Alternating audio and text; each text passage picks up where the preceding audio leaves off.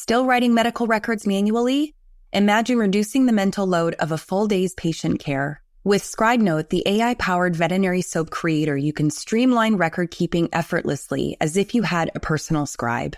I recently used ScribeNote during a hectic string of emergency shifts when I managed over 20 cases in 12-hour days. It drastically cut down my medical record completion time, letting me focus more on patient care and less on paperwork. ScribeNote has truly transformed my workflow. Born from a desire to help, ScribeNote now supports veterinary clinics across North America. It is dedicated to improving veterinary wellness and reducing burnout. Try it now at scribenote.com with a free trial of 50 records. For Reviving VetMed listeners, use the link in the show notes for 100 free notes, 50 more than the trial. Book a no-obligation demo call and see how ScribeNote can simplify your day.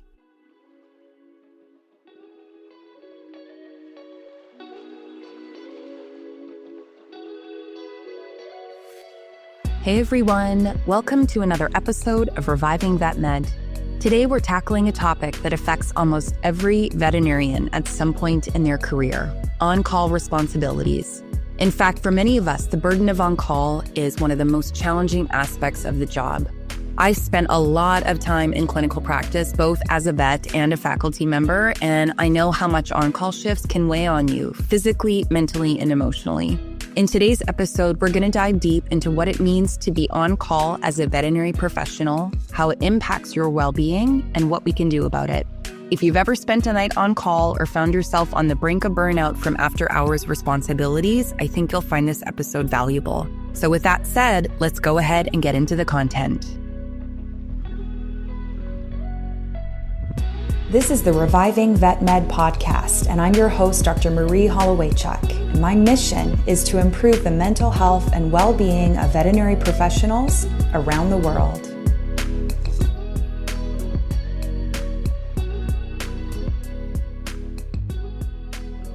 So it's not uncommon for members of the veterinary team to be required to be on call, whether that's veterinary technicians or nurses, veterinarians themselves, or even practice managers and owners.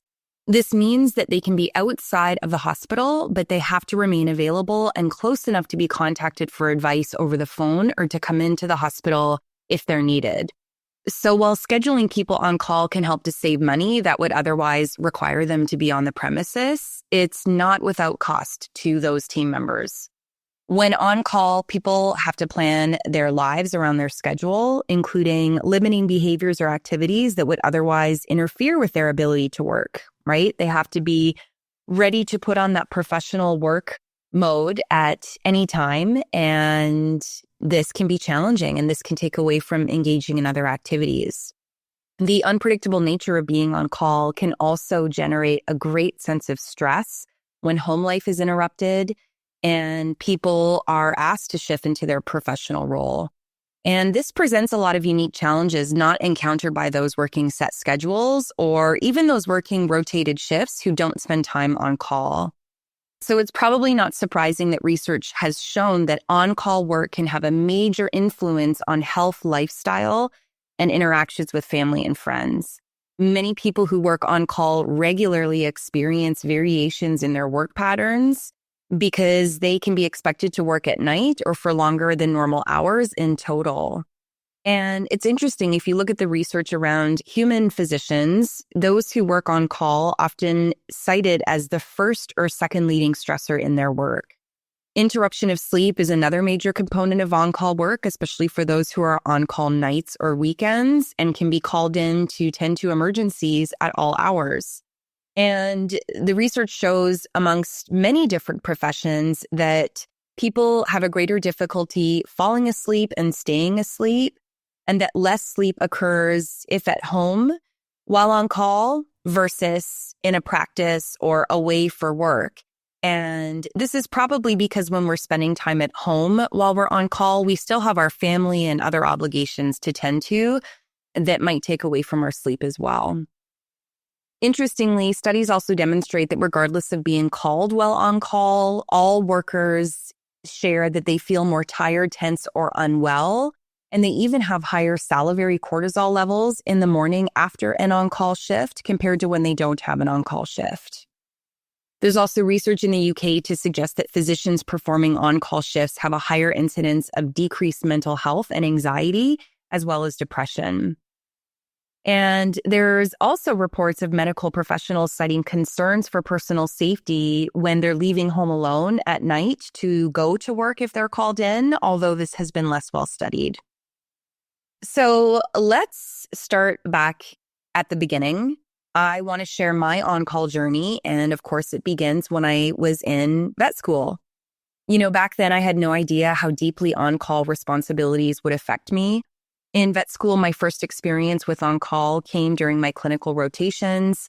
We didn't have cell phones back then, just pagers, and those pagers would beep at the most inconvenient times. I was on call during my anesthesia rotation, during small animal surgery, internal medicine, and also during a bovine rotation for calving emergencies. And some nights I would stay at the school dorm and sleep there. And then, they would page us and we would just come down to the hospital. And other nights I would go home and I would wait for the call to come back in. And looking back, those early experiences were really just the beginning of what would become a pervasive, years-long part of my professional life when it comes to on-call. During my internship, I was often the only vet on call in the hospital, handling all the emergencies on my own. And that was really challenging. I remember the pager going off, and it was a pager where it wouldn't just beep, somebody would say something, and we had the most hilarious calls. It would be like, Dr. Holloway-Chuck, owner calling about a lost chicken, or Dr. Holloway-Chuck, owner calling about a salamander with a laceration. We would see the weirdest cases. I was at Washington State University, and we were one of the only emergency hospitals in the area for quite some time. And so we would get everything from exotics to wildlife, to regular dogs and cats. Thankfully, I didn't have to do large animal on call during my small animal internship, but nevertheless, it was quite interesting. Obviously, I was on call during my residency. Back then, we still used pagers as well. I'm dating how old I am. And again, those were now texting pagers. So we would get messages that would say, call the ICU, or you need to come in, or whatever it might be. And, as I advanced in my career, my on-call responsibilities grew to be even more demanding. When I was on faculty at the Ontario Vet College as an emergency and critical care medicine specialist, I was sharing on-call duties with just one other faculty member, and we both became exhausted by the responsibility. It was tiring to spend half of our time on call. And so it wasn't long before we decided that we would incorporate residents into the rotation to just help alleviate that pressure. So once our residents moved into third year, we shared some of the workload with them so that we could get, the occasional weekend off. And that was really, really helpful. But of course, being on call still took a toll. So what are the physiologic and physical impacts of on-call duties? I've already mentioned some of them, just briefly, the research we have in general about individuals from all industries who spend time on call, as well as some stuff from the human medical literature, all of which really consistently points towards the fact that on-call shifts have significant impacts on job satisfaction, well-being, and personal lives. If we look specifically at veterinary medicine, it's an interesting experience when you're on call. It's not just about being ready to treat an animal. It's about being mentally prepared for the unknown. You never know when the phone will ring, or what kind of a case will come through the door, or what you might be asked to do. There was a 2017 survey that found that nearly 1/3 of U.S. vets report spending 5 to 8 nights on call per month, with 2 in 5 saying that they were on call during weekends and holidays. So you can imagine that this constant state of readiness can lead to physical and psychological exhaustion. Another study I found that was published in Frontiers of Veterinary Science looked at the experiences of almost 2,000 veterinarians in the U.S., and the results are really startling. On-call duties were linked to negative health effects, including sleep disturbances, anxiety, and even gastrointestinal issues. Many veterinarians felt they couldn't truly relax when they were on call, which of course led to burnout. And one of the things that really has struck me in my own career is how the anxiety associated with being on call can build up over time. I don't think I realized how stressed it made me until after I stopped being on call. Of course, I'm still on call from time to time when I pick up locum critical care shifts. But for months after I left my role at the Ontario Veterinary College, just hearing a phone ring would just make me tense up. And it took a lot of time to shake that anxiety. And I remember speaking to a friend of mine who is a dairy veterinarian and has spent, decades on call at this point. And, early on when it was really taking its toll on him before he had more, colleagues to share the call with, the microwave would beep and he would think, that's my pager going off. And of course, now times have changed and we have texting and phone calls and other ways to get in touch. But for those of us who lived through the beeper eras, it was just hearing that sound that would really elucidate those negative reactions.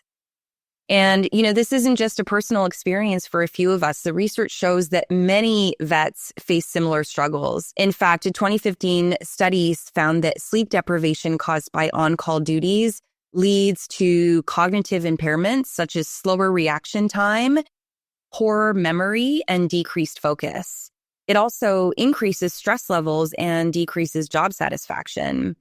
And one study even linked on-call responsibilities to a higher risk of medical errors in both human and veterinary medicine due to that impact on cognitive performance. So we know that there are big ramifications that can be seen here. So one of the more unique situations in veterinary medicine is in rural practice. And I have to say that those working in rural practice have incredibly challenging conditions. I've spoken with a lot of rural vets who handle everything from large animal emergencies to wildlife rescues, all on their own. And the burden of being on call in these settings is more than just physically exhausting. It's mentally and emotionally taxing. Because rural vets, especially those working in mixed or food animal practices, can find themselves on call for a majority of their career. They may be the only vet available for miles with no backup. And this isolation combined with the pressure of on-call can create an environment that is really ripe for burnout. So in rural areas, veterinarians are often expected to handle emergencies without the same level of support that urban practitioners have. And this stress from this kind of responsibility can be overwhelming, and it's a major factor contributing to the shortage of veterinarians in rural regions. In fact, a 2006 survey in Western Canada found that on-call duties were a key reason why many vets left mixed and food animal practices. And one of the primary reasons vets leave rural practices is this burden of being on call. When I spoke with a few of my classmates who had made the switch to companion animal practice, not having on-call duties was one of the main reasons they chose to leave their rural mixed animal roles. When you think about it logistically, small animals, even if the, nearest ER is a couple of hours away, they can still put their pet in the car and drive. For large animals, that's not possible in a lot of emergency situations. So it really is inevitable that if you work with larger species, you will have some sort of on-call duty to which you may have to go to the client's farm to tend to their animals. So the reality is that rural practices often do face higher rates of burnout secondary to being on call. Now, a lot of the research has shown that food animal vets do have the highest levels of job satisfaction and well-being compared to other veterinarians.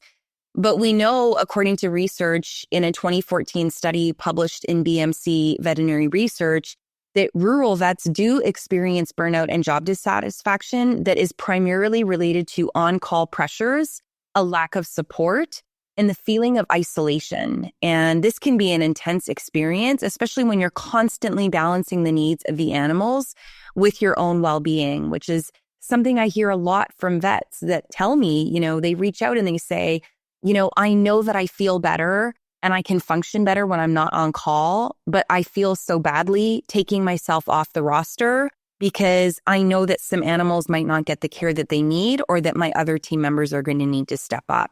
And that's a really challenging position to be in. One of the other big factors when we think about on-call is the lack of mentorship for new grads that find themselves on call. I have a few classmates who 20 years ago, when they first entered practice, were just thrown into high-pressure on-call situations. Their practice owners were so happy to have somebody to relieve them that they just said, I'm out, you're on your own, you can figure it out just like I did. I have to say that I was really lucky to have supportive mentors early on in my internship, but not everybody has that luxury. I remember my first emergency shifts having these just cases that were just so challenging and way out of my comfort zone, and I was managing them by myself. And I always knew that I had someone to call. And in fact, I remember reaching out to one of my mentors, who is still a mentor to me this day, who was the emergency and critical care specialist at Washington State when I was doing my internship. And, waking her up and feeling so bad to call and having her talk me through, cases on occasion, and just feeling so grateful that I had someone to call in those situations. Otherwise, I would have felt completely alone. And many new graduates do feel overwhelmed because they don't have guidance that they need to feel confident in making decisions under pressure when they're first on call. So this can be especially hard. And, the pressure to handle these cases alone, especially when you're just starting out, can lead to a lot of distress. There was actually a survey that was conducted in the UK that found that 3 of 5 vets were on call within their first week of their first job. And in those early years, the lack of support can make the on-call experience even more stressful, exacerbating these feelings of inadequacy and isolation. And I think one of the most important things to help new grads cope with on-call duties is having proper mentorship. A study in the vet record found that new vets who had mentorship during their first few years were more likely to stay in their jobs and to feel confident handling on-call situations. So we need to definitely make that a priority and not just leave new grads hanging when they are starting out in these new jobs and having on-call duties.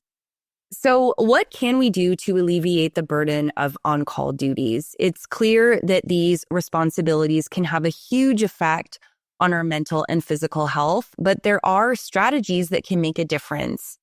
And one of those strategies is sharing coverage. This is a practical solution, right? Having multiple vets share on call can reduce the number of nights that a person is expected to be available and allow for more recovery time. This is something that we implemented, as I mentioned, while I was at the Ontario Vet College. And while it can be challenging, it certainly can make the workload more manageable. I speak to a lot of sole practitioners or independent practice owners that work alone that, do all of the on-call all the time. And I have encouraged them to reach out to neighboring practices to share the burden, and I think oftentimes the fear is that a person might lose clients or they feel badly, sending their clients to another vet. But this has become the reality in veterinary practice today. Gone are the days of you see your vet and it's the same vet and, they're working in your town for 40 years.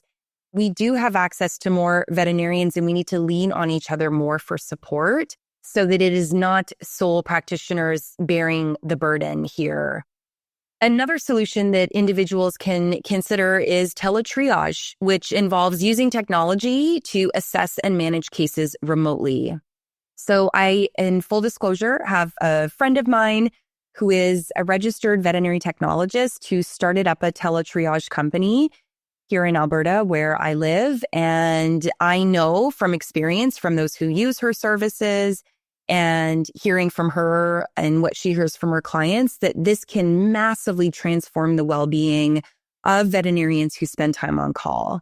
I think that all of the veterinarians listening who spend time on call can attest to getting these calls that are completely unnecessary to get in the middle of the night. My dog is itching, or they're shaking their ears, or they're dragging their bum. I think they have an anal gland issue, or they vomited once, but they ate their dinner really fast and they seem totally fine otherwise. There's all of these situations that can be triaged and resolved over the phone. and, either have an appointment scheduled the next day to see the vet or be referred to a nearby emergency hospital if needed, or in some circumstances to call the veterinarian on call and say, hey, this case really does need to be seen. They're going to meet you at the hospital. So, the key here is making sure that there's a system in place to properly triage these cases so that the veterinarian who's on call is not expected to handle cases, and talk to owners every single time so that they can get some rest. And this has been huge, I know, for those who have been engaging in these services. Another way that we can support each other is, of course, through mentorship, as we discussed earlier, having structured, mentored, situations where new graduates can feel like they are supported during their first, certainly few weeks to months, if not a year on the job, especially when on call. There should always be a backup system. There should always be someone that they can reach out to if they find themselves struggling to know how to handle a case. It maybe doesn't need to be that they need to have another vet accompany them on every call, but just so they have someone to call. Just that sense of knowing you've got someone to call can be a huge alleviation to anxiety. Finally, we also need to advocate for better work-life balance in the profession as a whole. On-call duties shouldn't take over a person's entire life. I think there needs to be a cultural shift in how we view these responsibilities, and we really do need to prioritize well-being over constantly being available. Because at the end of the day, we've lost people from our industry or veterinary medicine practice because they have burnt out because of being on call. And so it would be wonderful if we could do something earlier on to intervene so that we are not losing an individual completely from the profession, but rather we might just be losing them to having them on call consistently. And, I think there needs to be a little bit of a shift in mindset around this, again, in not being fearful about losing clients because we send them to another vet or because we send them to an ER. I think sharing responsibilities with each other. This goes for practice owners and managers. I don't think any practice owner or manager should be on call 100% of the time. Sharing those duties. Is there someone else on your team that you can lean into to be on call, some part of the time, and even have you as a backup, but just so that you are not the go-to person every single time that someone in the practice has a problem. So again, just really finding new and creative ways to ensure that we have that work-life balance, which really just means a sense of work-life separation where we have some time in our day and week to fully disconnect from the job. And we can't do that when we're on call. Something else to think about as well is to also make sure that we are treating on-call duties as a part of the job. This means, making sure that people are being compensated when they are on call. So I know that most people, when they're on call, they only get compensated when they come in. They don't get compensated just for carrying a pager or a cell phone in today's world. We want to make sure that this is considered another shift, that this is time that people are spending in work mode. So whether that's compensation in terms of time off in lieu, compensation in terms of an hourly rate for carrying a pager or a cell phone, or, some other creative way to compensate. I know that there have been practices who compensate on call with grocery cards or gas cards or other point system in terms of being on call. So there's lots of different things that we can do to help with this. And remember that, this is just a really important part of making sure that people can continue to have job satisfaction and hopefully also preserve their mental health and stay in this career long term. I think it's also important to be very open with your clinic when you are on call and set boundaries as you need to. If you feel that you're burning out and that this is becoming not sustainable for you, I know that it's hard, but you do have to be honest about where you're at and what your needs are. It doesn't mean that you're saying no to on-call forever or that you're saying no to all on-call, but maybe making it so that it's more manageable and finding ways to make that work for everyone. I think another thing to think about is how you want to be contacted when you're on call. I know when I spend time on call, I definitely set the boundary that I want people to call me, not text me. I don't like having notifications on my phones, and that includes audible notifications like having text beeps. So I don't want to feel like I constantly have to check my phone. However, I know if my phone is ringing, it's important and I'm going to pick it up. So making sure that if you are on call, when is it okay to text? Maybe it's, until 9 o'clock, and then after that, you want your team to call you. Make sure that you have those boundaries set in, including how to reach you and when you should be reached. And then, of course, very importantly, if you are somebody who spends time on call, you want to preserve the time when you are not on call. This means that you are not contacted. You're not checking your phone. You're not doing work-related stuff. You're not checking work emails. You are using that time to really separate from work so that you do have an opportunity to turn off that work brain and really look after your health and well-being. So as we wrap up this conversation, I want to leave you with this, and it is that self-care is essential to not just surviving, but thriving in vet medicine. If you're constantly on call, it can feel like you're never off the clock. And I've learned the hard way that we have to prioritize our health first. We have a responsibility to take care of ourselves so we can give the best care for our patients. If you're spending an inordinate amount of time on call and there aren't good boundaries in terms of how and when you're contacted, that's going to start to build up, and that's going to start to impact you during your regular work shifts. So be open to having tough conversations with your boss, with your colleagues, so that we can all try to create a more sustainable and fulfilling career. Because if there's one thing I've learned over the years, it's that we can't keep giving to others when our own cups are empty. So yes, on-call duties are a reality for many of us in veterinary practice, but they don't have to define our careers or our well-being. By acknowledging the impact that these shifts can have and exploring solutions like shared coverage, teletriage, and a cultural shift towards that better work-life balance, as well as work-life separation, we can make on-call responsibilities much more manageable.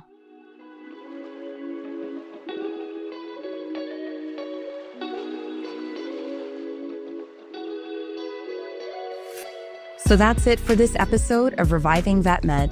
I hope today's episode has provided some insight into the challenges and solutions surrounding on-call duties in vet medicine.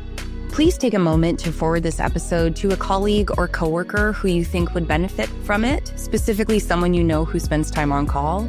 We would also appreciate it if you would subscribe to the podcast so that you are sure to get the new episodes as soon as they're released. If you're interested in any of the resources mentioned in today's episode, please check out the show notes. You can also follow us on social media at Reviving Vet Med for more tips and strategies for well-being in vet medicine. And if you have questions about today's episode, suggestions for future topics, or inquiries about sponsorship, please email us at podcast@revivingvetmed.com. I'd like to thank Asia and her team at Bearbeat Productions for producing this episode. And I'd also like to thank you for listening. I hope you'll tune in next time. In the meantime, take care of yourself. Bye for now.